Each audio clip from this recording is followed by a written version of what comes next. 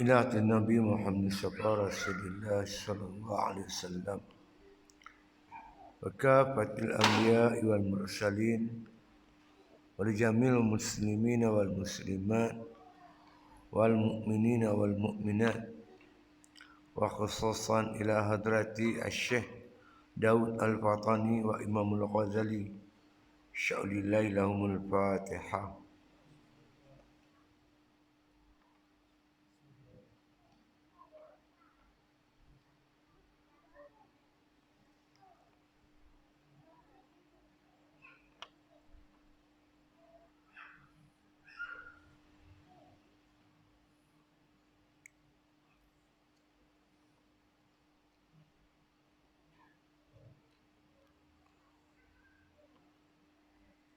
بسم الله الرحمن الرحيم.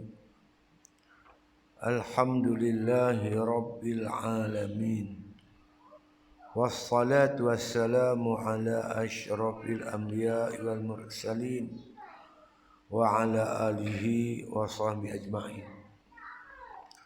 قال مصنف رحمه الله تعالى في كتابه, dan telah sampai kepada aku daripada Amir bin Khais bahwasanya ia menangis tatkala hendak matinya, dan adalah sembahyang tiap-tiap sehari semalam 1000 rakaat. Kemudian maka datang kepada hampir hamparannya dan berkata ia bagi dirinya, hai tempat perhimpunan tiap-tiap kejahatan, demi Allah, tiada meredakan kamu Allah sekejap mata. Maka menangis ia. Maka dikata orang baginya, apa yang menangiskan dikau? Katanya iaitu firman Allah Ta'ala, innama yataqabbalullahu minal muttaqin. Sebenarnya yang diterima Allah itu ibadat orang yang muttaqin. Kemudian maka tilik olehmu faedah yang lain, dan iaitu asal bagi usul. Ini lagi berkaitan dengan persoalan takwa. Takwa ini merupakan perkara yang cukup penting untuk berhadapan dengan nafsu. Nak lijam nafsu kita tu dengan lijam takwa. Kontrol nafsu tu dengan takwa. Bukan nafsu ni makna kita buang, tak. Nafsu tu memang dah dijadikan oleh Allah dalam diri kita. Jadi Islam mengajar kita iaitu kontrol nafsu. Bukan buang nafsu, kontrol. Kontrol dia dengan kontrol takwa. Dikontrol dia dengan panduan syarak. Apa saja keinginan nafsu, kita mesti makna kata kontrol dia dengan kehendak hukum syarak. Seperti mana berkaitan nafsu nakkan kita kata makan minum, itu kehendak nafsu, kita kontrol dengan hukum halal haram. Nak harta, kontrol dengan muamalat. Nafsu kelamin, kontrol dia dengan munakahat. Nafsu marah, kontrol dengan jihad. Jadi Allah Ta'ala datangkan syarak ni untuk kontrol nafsu. Bukan buang nafsu, kontrol dia. Dengan kontrol takwa. Apa itu takwa? Takwa yang ini dalam arti kata kita mematuhi perintah Allah. Kita menjauhi larangan dia. Ya. Maka segala kehendak nafsu ni dikontrol dengan takwa. Jadi Imam Ghazali telah membicarakan tentang pentingnya takwa. Dia buat satu kesimpulan, takwa ini cukup penting. Yang pertama untuk mendapat taufiqut ta'ah. Kita nak ibadat, nak taat, nak dapat taufik, kekuatan buat taat dengan takwa. Yang kedua, taat yang kita buat nak kata cantik, elok pun kena taqwa. Yuslih lakum a'malakum. Allah mengelokkan amalan-amalan kamu orang yang bertakwa. Kemuncaknya kita nak supaya ibadat kita diterima oleh Allah Subhanahu Wa Taala. Pun dengan takwa juga. Firman Allah, innama yataqabbalullahu minal muttaqin. Hanya saja amalan yang diterima oleh Allah itu iaitu daripada orang yang bertakwa. Ini satu kisah yang berlaku pada seorang ulama sufi. Ya. Kata musannif rahimahullah taala fi kitabih.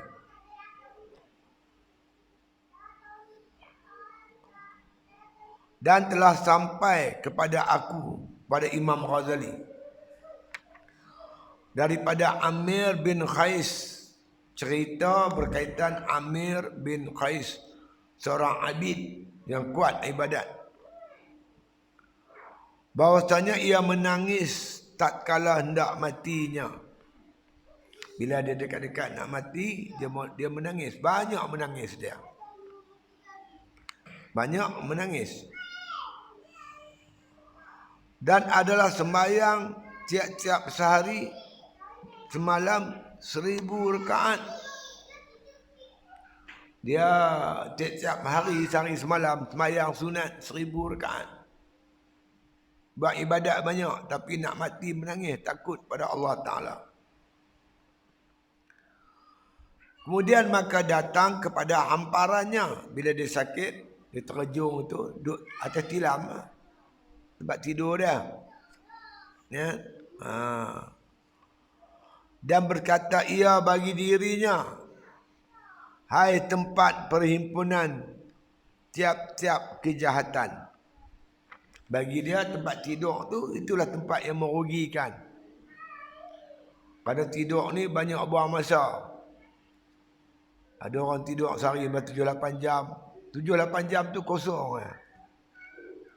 Ya, buang masa. Ada sampai 10 jam pun ada, 12 jam pun ada tidur. Yang tidur siang malam pun ada. Tidur tak henti. Tengah mengaji pun tidur. Apa pun ada. Naik motor tidur, bawa kereta tidur. Jadi bagi Amir bin Qais, tempat tidur tu merupakan tempat kejahatan. Buang masa begitu banyak tempat tidur. Banyak sangat rehat kita. Demi Allah, tiada meredakan kamu Allah sekejip mata.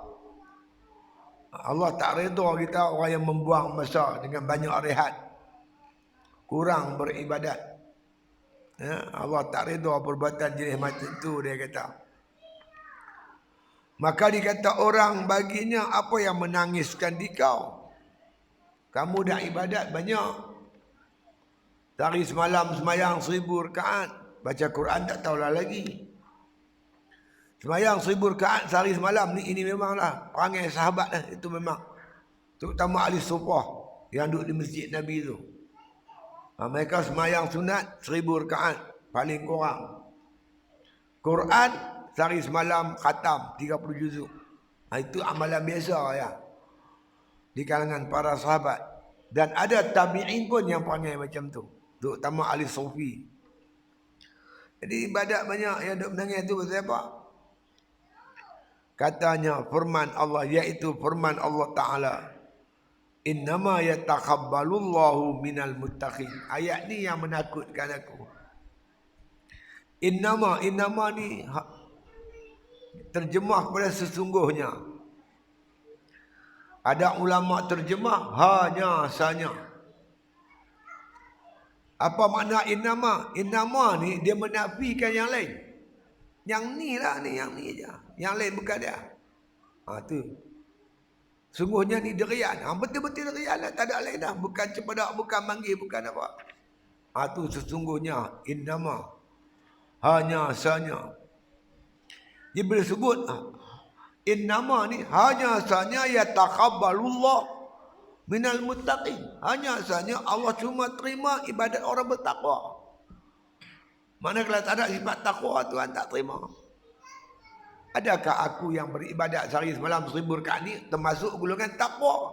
Itu yang menakutkan dia. Menangis, nak mati menangis. Takut ibadat dia yang Tuhan tak terima. Ni Hatim Al-Asam kata, orang yang buat ibadat, orang beriman, mukmin, buat ibadat, menangis. Orang munafik buat maksiat ketawa. Kebanyakan orang beriman dah buat ibadat pun dia masih menangis.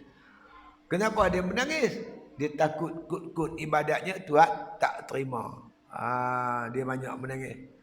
Orang munafik dah lah tak buat taat, buat maksiat, gelak lah tu. Ada orang minum arak, menangis. Dia minum arak, dia mabuk, bawa kereta, mabuk, ada yang menangis. Gelak lagi ada, lagak orang pun dia gelak. Ini perangai orang munafik. Jadi orang yang buat maksiat ketawa, ini perangai orang munafik. Kerana orang beriman, dalam dia buat taat pun dia menangis, apatah lagi kalau dia buat maksiat. Kan? Hanya saja yang diterima Allah, diterima oleh Allah itu ialah ibadat orang yang muttaqin, yang bertakwa. Ini menakutkan dia kepada Amir bin Qais. Dia takut bila mengenang ayat ni, dia bimbang, kut-kut ibadat dia Tuhan tak terima. 1000 rakaat sehari semalam. Ya amin. Ada orang tanya, habis dia tak makan ke? Kan? Dia bukan makan banyak. Bapak ni makan sikit je. Ada satu orang tu, terlupa nama dia. Dalam kitab ni cerita. Dia ni, model dia makan setahun RM5 lah. Setahun RM5. Dia makan setahun RM5. Macam mana setahun RM5? Duit RM5 tu dia beli tepung. Dia beli garam sikit, dia beli gula. Dia bancuh dengan air, dia uli, lepas tu dia buat 360 biji. Kuih 360 biji dia buat macam biskut tu. Dia makan, dia jemuk bagi kering. Dia makan sehari sebiji. 360 biji untuk setahun. Tunda gaya sejuk. Ibadat sehari semalam 1000 rakaat. Lagi sikit kita makan, lagi kuat ibadat kita.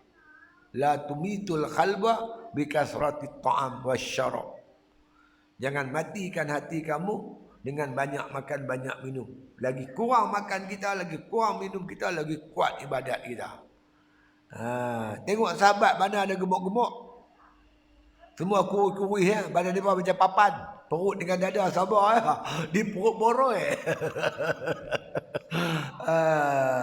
Payah. Cukup payah kita ni. Sahabat kurus-kurus ya, kuat ibadat. Jadi mereka ni walaupun ibadat mereka banyak, tapi takut kepada Allah. Kerana bimbang, takut ibadat mereka Tuhan tak terima. Kan? Ini cerita Amir bin Qais. Qala musannif rahimallahu ta'ala fi kitabih.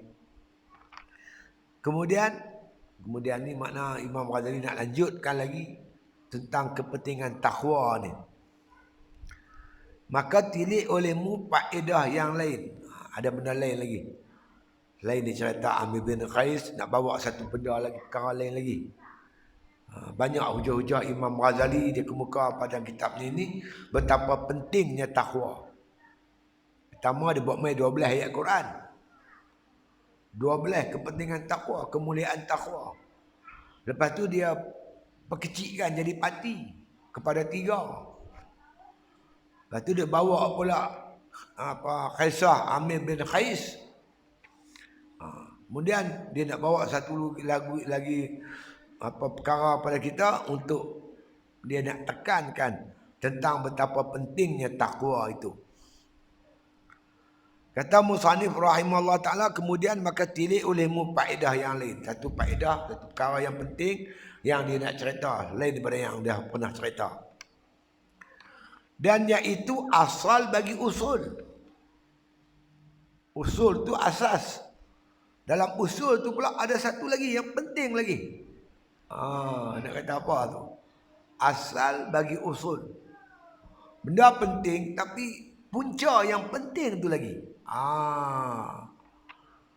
Dan iaitu kami sebutkan dia bahawasanya setengah daripada orang yang solehin berkata ia. Dia kata bagi setengah gurunya wasiat olehmu akan kami dengan satu wasiat. Ini cerita orang soleh-soleh. Orang soleh-soleh ni cakap mereka bukanlah Quran, bukan hadis. Tapi cakap mereka ni cukup hebat. Antaranya cerita orang soleh dengan guru dia. Dia berjumpa guru dia, wahai tok guru, tolong wasiat kepada aku. Tolong bagi nasihat kepada saya. Kita ni macam itulah dinasihat gitu. Kalau ada seorang ulama datang tempat kita, satu ulama datang ke kampung kita, datang ke bandar kita, pergi cari dia. Dah jumpa ulama tu, minta nasihat kat dia. Tuan tolong nasihatkan saya. Tuan guru tolong doakan saya. Begitu perangai. Jangan jadi macam Cina. Cina kalau jumpa dia bertanya apa? Sudah makan dah? Dia kira makan dia. Makan, sudah makan dia. Ada seorang ulama. Dia nak pergi satu tempat. Dalam perjalanan tu dia diserang oleh perampok. Penyamun serang dia. Koyak rabak baju dia. Kemudian dia sampailah satu bandar. Dia pergi masjid. Bila orang bandar tu tahu kata tok guru tu mai, ada ulama besar sampai di tempat depa. Depa pakai timba. Yang ada masalah usuluddin tanya usuluddin, yang ada masalah fiqh tanya fiqh, tafsir, hadis, sirah, macam-macam tanya. Last sekali tengok baju tok guru koyak. Lah, pasal apa baju tok guru koyak? Yang tu kemudian. Tanya ni dulu, ambil munafaat ilmu daripada mereka tu dulu. Yang tu adab perangai orang dulu bila jumpa ulama, tanya ulama itu ini. Jangan perangai lagu Cina, sudah makan dah. Dia kira makan tak hati-hati. Jadi bapak solehin ni, orang soleh-soleh ni, tanyalah kepada tok guru dia. Apa kata dia? Nasihat wasiat olehmu akan kami, akan daku. Dengan satu wasiat. Tok guru tolonglah wasiat ni pesan kat saya. Sampaikan satu wasiat, nasihat, pesanan kat saya ni. Apa jawab tok guru tu? Maka kata tok guru tadi, aku wasiatkan kamu dengan wasiat Allah, Tuhan Rabbul Alamin. Bagi orang yang awalin dan akhirin. Aku nak pesan ke hampa ni, nak sampai ke hampa ni pesanan Allah, Tuhan Rabbul Alamin. Wasiat Allah kepada orang awalin, orang yang awal-awal. Umat dulu-dulu tu. Nabi Adam, Nuh, Hud, Saleh, umat-umat yang awal-awal tu. Dan akhirin, yang akhir siapa dia? Umat Nabi Muhammad sallallahu alaihi wasallam. Aku nak sampai kepada kamu wasiat daripada Allah kepada orang dulu, umat dulu-dulu, dan umat kemudian umat Nabi Muhammad sallallahu alaihi wasallam. Umat dulu, umat Nabi Muhammad, Allah pesan dengan satu wasiat. Apa wasiat itu? Yaitu firman Allah Ta'ala dalam Al-Quran. Walaqad wassayna allazina utul kitaba min qablikum wa iyyakum anittaqullah. Walaqad wassayna allazina utul kitaba min qablikum. Walaqad, dan sesungguhnya Wasainal ladzina utul kitab. Wasaina, kami telah berwasiat. Kata Allah, kami telah berpesan kepada siapa? Alladzina utul kitaba min qablikum, kepada orang-orang yang pernah kami berikan kitab sebelum kamu. Umat-umat dulu yang kami bagi kitab. Kitab yang diturunkan kitab apa? Taurat, Injil, Zabur. Kemudian ada pula Suhuf pada Nabi Ibrahim. Umat-umat yang kami bagi kitab, bagi Suhuf. Dan yang dulu-dulu. Wa iyyakum, dan kami juga berpesan kepada kamu sekarang. Umat sekarang. Umat dulu, umat sekarang. Apa pesan Allah? Anittaqullah, supaya kamu bertakwa kepada Allah. Umat dulu pun Allah pesan dengan pesan takwa. Umat sekarang pun, umat Nabi Muhammad pun Allah pesan dengan pesan takwa. Cukuplah ayat ni menunjukkan takwa itu cukup penting. Kalau di sana ada satu kalimah, satu pesanan yang lebih mustahak daripada takwa, Allah pesan yang tu. Tapi dah Allah pilih pesanan takwa untuk orang dulu dan untuk orang sekarang. Umat dulu dan umat sekarang, umat Nabi Muhammad sallallahu alaihi wasallam. Sebab itu saya bila khutbah, ayat ni saya baca. Firman Allah, walaqad wasanna alladzina utul kitaba min qablikum wa iyyakum anittaqullah. Sesungguhnya Allah telah berwasiat, berpesan pada umat dulu yang pernah Allah berikan kitab, dan juga pada umat sekarang, umat Nabi Muhammad. Allah pesan dengan pesan yang sama, iaitu anittaqullah, bertakwalah kepada Allah. Ini dalil yang cukup kuat menunjukkan betapa pentingnya makna kata takwa tersebut. Dan bahkan dia jadi rukun khutbah. Berarti bila kita berkhutbah atau berceramah, pertama puji Tuhan. Yang kedua selawat kat Nabi. Yang ketiga pesan dengan pesan takwa. Yang keempat baca paling kurang sepotong ayat suci Al-Quranul Karim. Khutbah pun yang tu, ceramah pun yang tu lah. Macam tu lah. Khutbah ceramah ni sama lah. Khutbah cakap Melayu, cakap Arab. Ceramah ni cakap Melayu. Benda yang sama lah. Kan? Ini dalil. Artinya, dan sesungguhnya telah berpesan oleh kami, yakni Allah. Kami, yakni Allah, telah berpesan akan segala orang yang kami datangkan kitab daripada orang-orang yang dahulu. Umat dulu yang Tuhan pernah anugerahkan kitab. Zabur, Taurat, Injil, Suhuf. Allah pesan apa? Orang dulu pada kamu. Dan akan kamu, kami juga pesan kamu sekarang, yakni umat Nabi Muhammad SAW, bahawa takut kamu akan Allah. Bertakwalah kamu semua kepada Allah. Jadi pentingnya takwa ini, Allah memilih pesanan itu untuk orang dulu dan orang sekarang.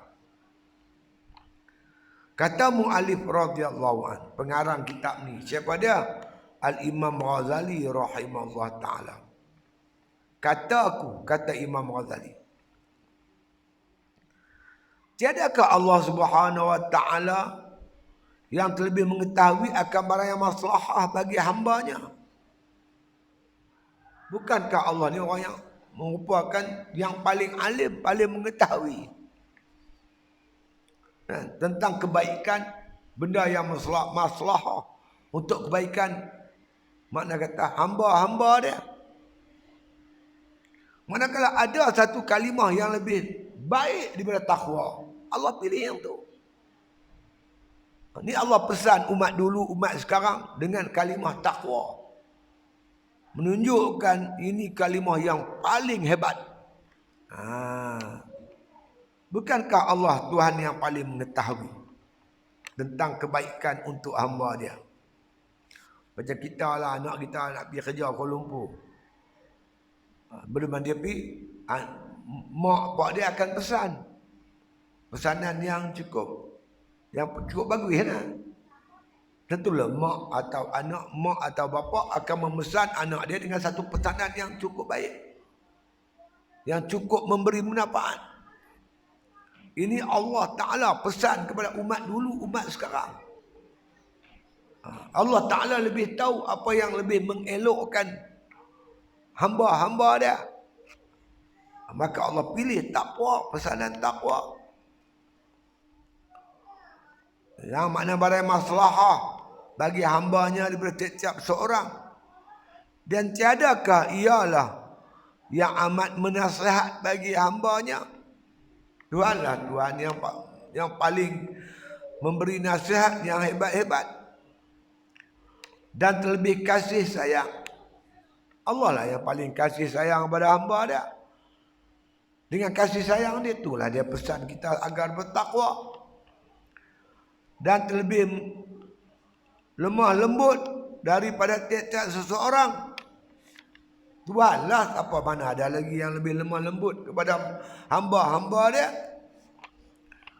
Dan jikalau ada dalam alam ini perkara iaitu yang terlebih maslahah bagi hambanya dan terlebih menghimpunkan bagi kebajikan dan terlebih besar bagi pahala dan terlebih ajal dalam ubudiah dan terlebih azam pada kadarnya dan terlebih utama dengan halnya dan menyampaikan bagi kesudahannya daripada perkara ini iaitu takwa, nescaya adalah Allah Subhanahu Wa Taala menyuruh dengan dia akan hambanya. Kalau di sana ada satu pesanan yang lebih hebat, lebih menghimpunkan, lebih menasihatkan, lebih power, lebih hebat, sudah tentulah Allah memilih wasiat itu. Tapi dah Allah pilih takwa. Dan wasiat akan yang terkhawas. Terkhawas ni yang tertentu. Dengan demikian itu, kerana sempurnakan hikmat dia dan luas rahmatnya. Kalau ada benda yang lain, sudah tentu Tuhan pilih yang tu. Untuk rahmat hambanya, kebaikan hambanya, kemuliaan hambanya, yang boleh menyampaikan kepada kemuliaan dunia dan akhirat. Ya. Maka tatkala diwasiatkan dengan perkara ini, yang satu yang dipujikan, dihimpunkan akan segala orang yang dahulu dan yang kemudian daripada segala hambanya di dalam demikian itu, maka disimpankan atasnya, maka engkau ketahui bahawasanya ialah yang sangkanya yang tidak dapat melampaui daripadanya. Jadi bila kita tengok, kita lihat Allah Ta'ala memilih pesanan takwa untuk orang dulu. Terus tentulah takwa ni menghimpun seluruh kebaikan. Kebaikan, kebajikan, kemuliaan untuk hamba-hambanya, yakni Allah, hamba-hamba Allah Subhanahu Wa Taala. Tiada disimpankan yang lainnya. Tuhan tak pesan yang lain. Dia pesan takwa. Dan bahawasanya Allah Azza wa Jalla telah menghimpunkan tiap-tiap nasihat dan petunjuk dan dalil dan menjaga dan mengajar dan menta'adib adab-adab dan membaik akan dirinya dalam ini wasiat yang satu. Jadi Allah memilih wasiat ini untuk umat dulu, umat sekarang, menunjukkan kemuliaan, kehebatan, seluruh kebaikan terhimpun dalam pesanan takwa. Itu hebat ya.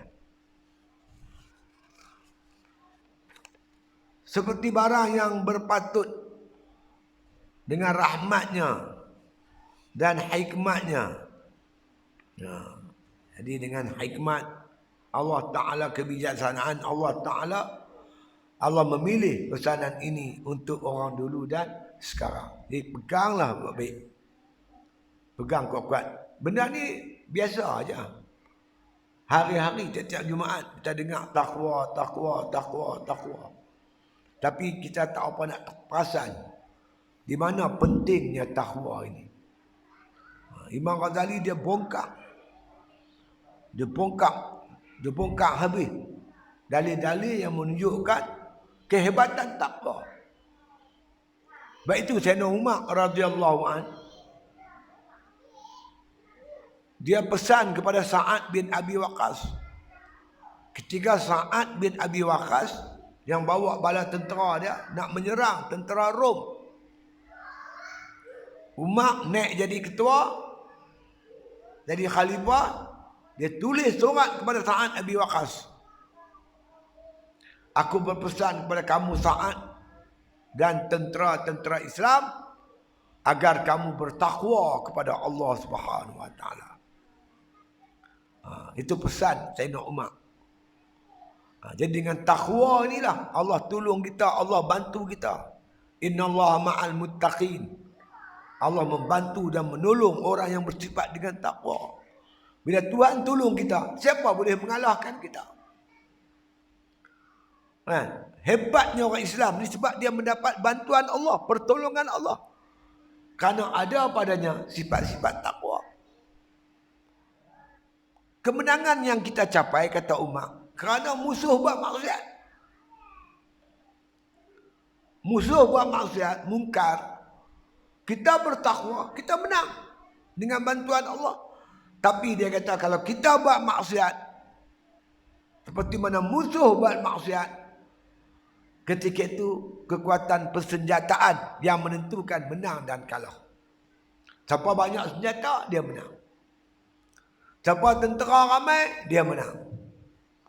Siapa strategi dia hebat, dia menang. Kita takkan mampu nak menandingi kekuatan musuh. Segi bilangan tentera, persenjataan, strategi dan sebagainya. Jadi kemenangan kita dengan sebab umat Islam, tentera Islam bertakwa. Baik itu panglima-panglima perang selalu bagi nasihat pada pejuang-pejuang Islam supaya bertakwa kepada Allah Subhanahu wa taala. Jaga diri, jangan buat maksiat. Insya-Allah pertolongan Allah akan sampai. Innallaha ma'al muttaqin. Sesungguhnya Allah Taala bersama-sama orang yang bertakwa. Allah tolong orang bertakwa. Itu cerita dia. Jadi dengan ayat tadi ni Imam Ghazali kata dah memadai sangat dah. Cukuplah untuk sebagai hujah kita yang cukup kuat. Kenapa perlu dan pentingnya kita bersifat takwa? Kenapa? Ini pesanan Allah untuk orang dulu dan orang sekarang. Kalau di sana ada pesanan lebih mustahak daripada takwa, sudah tentu Allah pilih pesanan itu untuk orang dulu, orang sekarang. Tapi Allah pilih dengan pesanan takwa. Semua umatlah. Mula pada Adam sampai Nabi Isa AS. Allah pesan takwa. Kepada umat Nabi Muhammad pun Allah pesan supaya bertakwa. Ini menunjukkan betapa pentingnya takwa tersebut. Jadi kata Imam Ghazali rahimahullah ta'ala, dan engkau ketahui bahwasanya perkara ini iaitulah takwa yang menghimpunkan bagi kebajikan dunia dan akhirat. Seluruh kebajikan kita buat dunia dan akhirat semuanya berpaksikan takwa. Nilaian Allah sejauh mana kita bertakwa. Orang yang jauh pada maksiat, sentiasa mengerjakan taat, bagi RM2, nilai dia tinggi. Dia sembahyang 2 rakaat, hebat. Sebab Tuhan terima. Innama yataqabbalullahu minal muttaqin. Allah terima ibadat orang yang bertakwa. Hang bagi banyak apa Tuhan tak terima apa-apa. Hang baca Quran banyak-banyak tapi Tuhan tak terima, tak ada takwa. Hang baca Qul huwallahu ahad, surah yang pendek 4 ayat. Tapi kamu orang bertakwa, jauh tinggi nilainya pada orang yang baca satu Quran tapi tak ada sifat takwa.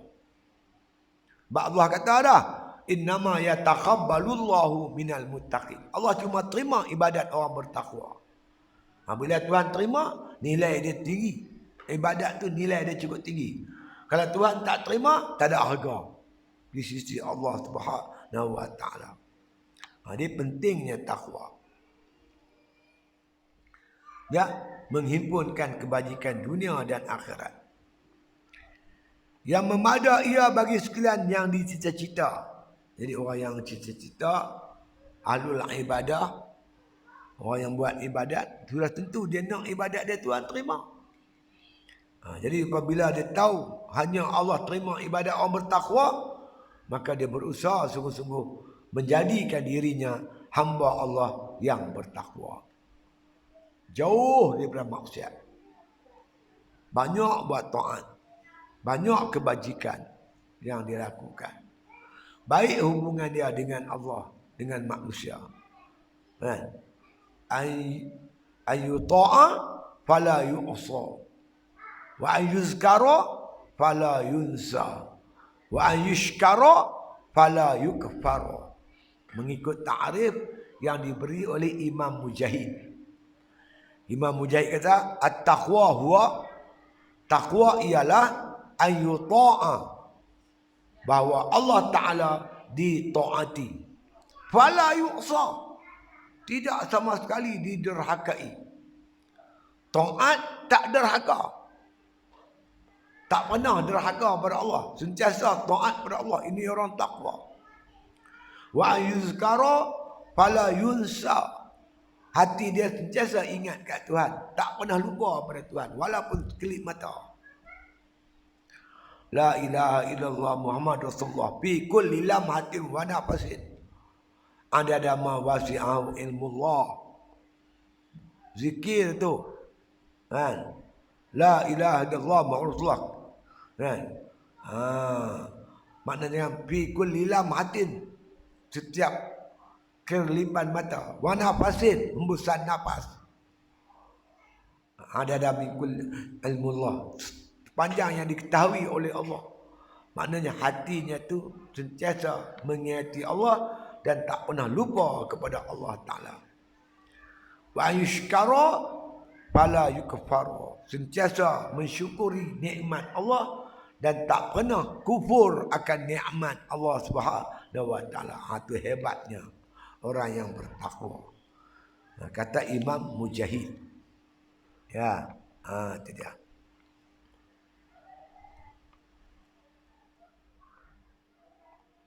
Jadi kata musannif, memadai bagi sekalian yang dicita-cita yang menyampaikan pada yang terlebih derajat dalam ubudiyah. Jadi orang yang beribadat ni dah cita-cita dia. Kan? Supaya ibadat dia Tuhan terima. Maka makna kata sentiasa, makna kata dia berusaha untuk membentuk dirinya menjadi hamba Allah yang benar-benar bertakwa kepada Allah Subhanahu wa taala. Inna akramakum indallahi atqakum. Orang yang paling mulia di sisi Allah di kalangan kamu semua ni, orang yang atqakum, yang paling bertakwa. Lagi tinggi takwa kamu, lagi mulia kamu di sisi Allah Subhanahu wa taala. Nilaian Allah takwa. Itu dia, hebat. Jadi kita carilah. Cari kawan-kawan yang bertakwa, cari guru bertakwa, cari isteri bertakwa, cari suami bertakwa. Cari pemimpin bertakwa. Kita nak orang yang bertakwa. Ya. Dan inilah asalnya yang melebih atasnya. Ini asal Hujjah Al-Ghazali yang menunjukkan betapa pentingnya takwa tadi. Sehingga kan Allah Ta'ala memilih pesanan takwa untuk orang dulu dan orang sekarang. Dan padanya itu memadai bagi orang melihat oleh cahaya mata hatinya. Dengan hujah ni, orang yang ada mata hati cukuplah.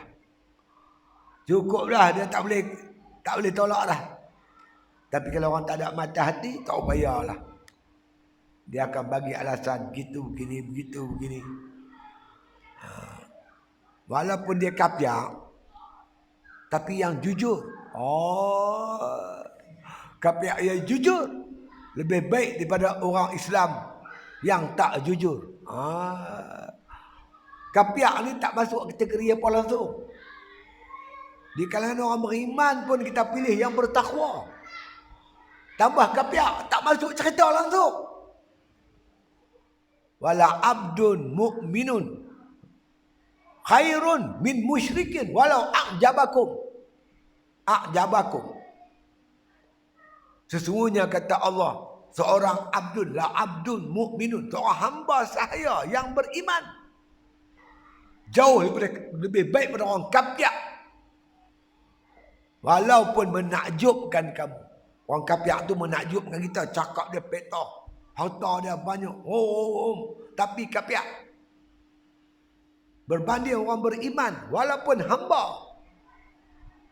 Allah kata khairun, yang beriman, yang bertakwa ni lebih baik daripada orang kafir. Walaupun orang kafir itu menakjubkan kamu. Biarlah dia nak berkawan dengan orang kafir. Esok mati bagi limkit siar tarkib. Nak sangat ambil. Ambil. Bila kamu nak sangat, Allah bagi. Kita nak orang beriman, Allah bagi kita sahabat kita orang beriman. Nak sangat, Allah bagi ke hang. Ambil. Kesian kawan-kawan kita ni, kesian. Tak ada halal tuju. Tak ada langsung panduan-panduan. Tak ambil panduan. Tak pernah kita dengar ayat Quran dia baca. Ayat Quran tak pernah dengar. Yang dengar tu lah. Rahmatan lil alamin tu. Ayat tu satu lah. Tu pun pusing atau cakap. Allahu Rabbi ya Karim. Jadi orang yang ada mata hati memadai dah dengan hujah Al-Ghazali ini cukup kuat dah. Untuk dikembali kepada takwa. Memilih takwa. Orang tak ada mata hati tak payah. Kan? Dan dapat petunjuk dengan dia. Allah bagi hidayah. Bagi dia yakin, dia faham. Meyakini tentang betapa penting takwa. Dan dia memilih takwa sebagai matlamat hidup dia. Wa tazawwadu fa inna khairaz zadi taqwa. Cari bekal oleh kamu, kata Allah. Sebaik bekal ialah takwa. Kita berjalan mesti ada bekal. Nak pergi beruah pun ada bekal tau. Kita tengok dompet kita, duit ada tak ada. Lagi minyak kereta habis, lagi minyak motor habis. Ada paling tak ada pun RM10, RM15, RM20. Kena ada bekal. Tambah kita berjalan jauh nak pergi Ipoh. Paling tidak tengok 100. Kuala Lumpur, 200-300. Pergi Mekah, 2-3 ribu. Lagi jauh perjalanan, lagi banyak bekalan. Lagi lama masa, lagi banyak bekal.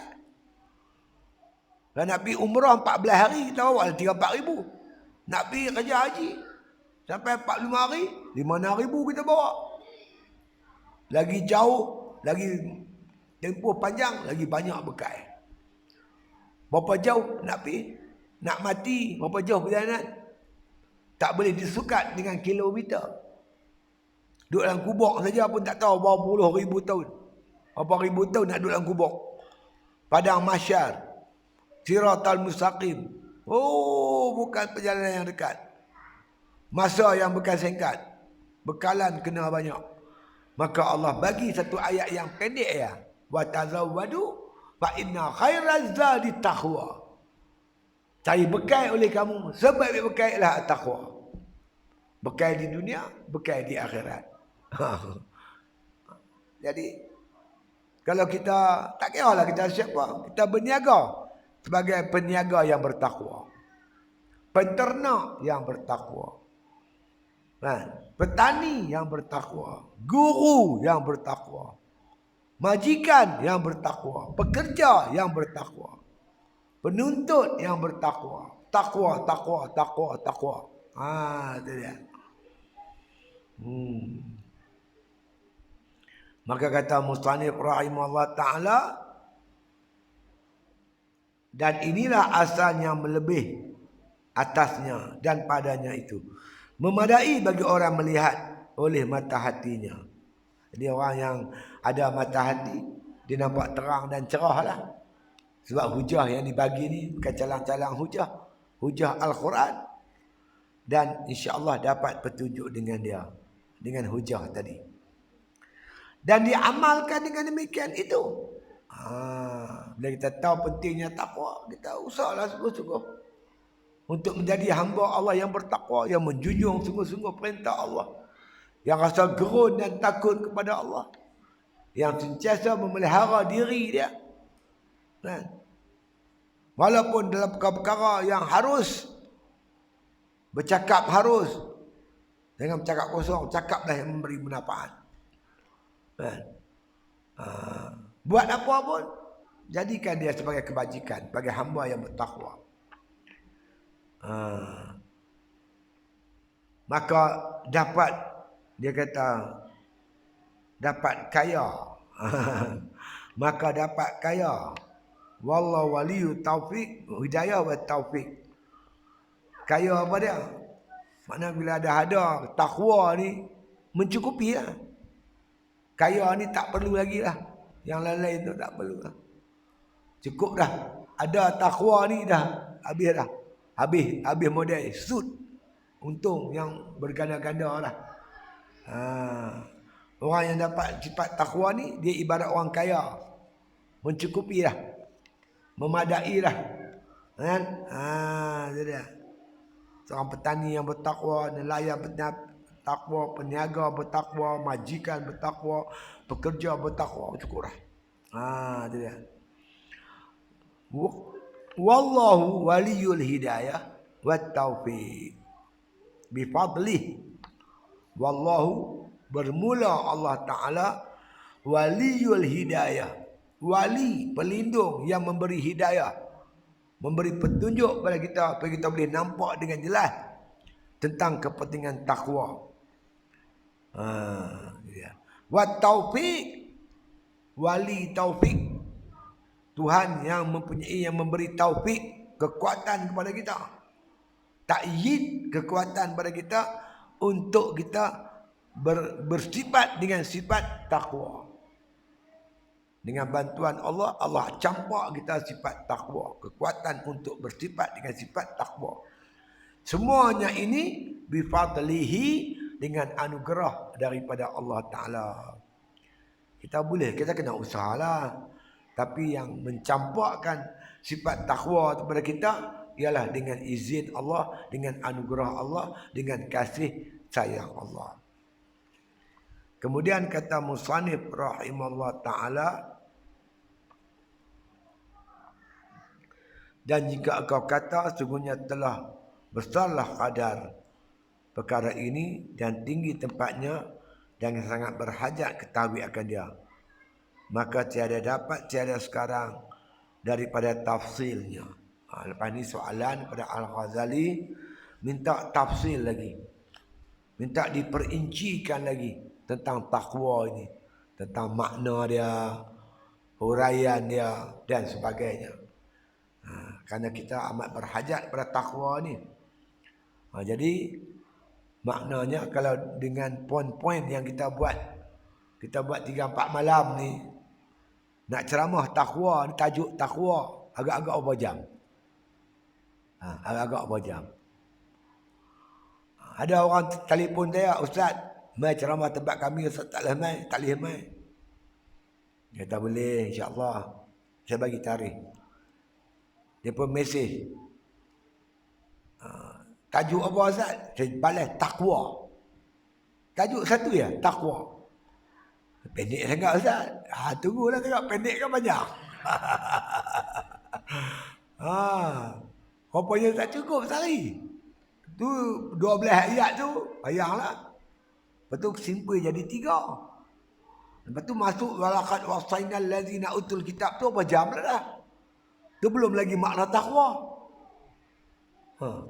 Apa makna takwa? Tanya siapa pun tak tahu. Dia nak hurai makna takwa pula. Nak hurai makna takwa tu makan berapa jam lagi. Jadi kalau kita yang eloknya, kita berceramah ni, kita berpandukan kitab. Ambil satu tajuk daripada kitab. Jadi orang dengar, orang boleh apa? Macam dapat ilmu lah. Ada benda yang dia boleh pegang. Kita di ujung ceramah kita. Jadi ceramah saya malam ni yang telah saya sampaikan itu, sebagian besarnya saya rujuk pada kitab Imam Ghazali, Minhajul Abidin, tajuk ni. Dia apa boleh rujuk? Boleh buka kitab, boleh rujuk, boleh tengok. Jadi biar orang bila dengar ceramah kita, ada benda yang dia boleh pegang. Benda yang dia nak buat. Benda yang dia nak capai. Benda yang dia nak lakukan. Bertajuk macam tu saya rasa lebih memberi manfaat kepada pendengar. Yang kedua, dapat keberkatan daripada hujah-hujah ulama seperti Imam Ghazali. Hujah-hujah mereka tu kita boleh, orang dapat maklumat dan boleh berpegang dengan dia. Wallahu alam. Al-Fatihah.